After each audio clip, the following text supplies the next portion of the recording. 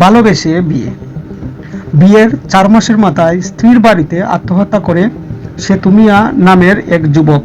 সেতু মিয়া নবীগঞ্জ উপজেলার আউশকান্দি ইউনিয়নের আলমপুর গ্রামের মৃত দুলাল মিয়ার ছেলে। গত 30 জুলাই রাত 12টা 30 মিনিটের সময় Sylhet MAG Osmani medical college হাসপাতালে চিকিৎসাধীন অবস্থায় মৃত্যুবরণ করে সেতু মিয়া। পরিবারের সূত্রে জানা যায়, সেতু মিয়া বনগাঁও গ্রামের এক তরুণীর সঙ্গে মোবাইল ফোনে প্রেমের সম্পর্ক গড়ে ওঠে। পরে তাদের সামাজিকভাবে বিয়ে হয়। তবে বিয়ের কিছুদিন পরপরই তাদের দাম্পত্য জীবনে নানান সমস্যা দেখা দেয়। নিহত সেতুর মা আমাদেরকে জানান, আমার ছেলের নাম সেতু মিয়া।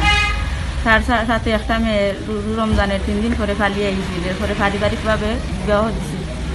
মেয়েটা আমার ছেলেরে লইয়া তার বাপর বাড়ি থাকে। কয়েকদিন পর পরে মায়ের দই করে নির্যাতন করে আমার ছেলেরা তার কাছ থেকে আমার কাছে টেকা নেওয়ায়।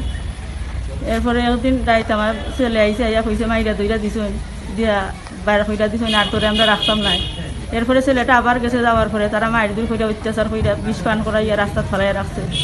একজন সিএনজি ড্রাইভার ফোন দিয়ে আমার কইছে আপনার ছেলে ওরকম পাইছি। আমি কইছি নবীগঞ্জ নেই। নবীগঞ্জ হওয়ার পরে কেন রাখা হয়েছে না, সিলেট লইয়া গেছি। সিলেট লইয়া যাওয়ার পরে আমার বাচ্চাটা মারা গেছে। আমি মাননীয় আদালতের কাছে এই বিচারটা যাই আমার বাতিদা সেতু মিয়া, তার শ্বশুরবাড়ি থাকতো, দীর্ঘদিন এসে শাদি করছে। ওখানকার তারা মায়ের পিঠু করছে, করার পরে আমার বাতিদারা জুড়ে বিষ পান করছে।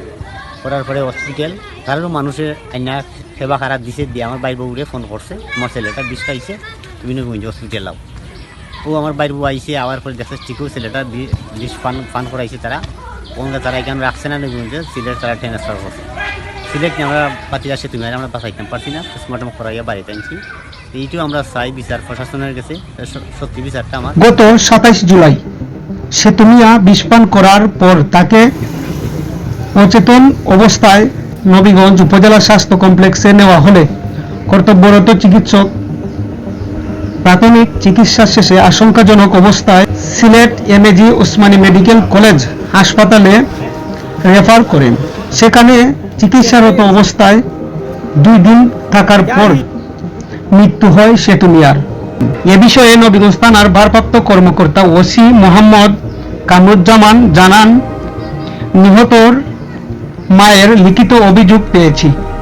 প্রাথমিকভাবে ঘটনাটি আত্মহত্যা বলে ধারণা করা হলেও পরিবারের পক্ষ থেকে পারিবারিক নির্যাতনের অভিযোগ উঠায় বিষয়টি তদন্ত করা হচ্ছে। তবে ময়নাতদন্তের রিপোর্ট হাতে পেলে প্রকৃত ঘটনা কি জানা যাবে।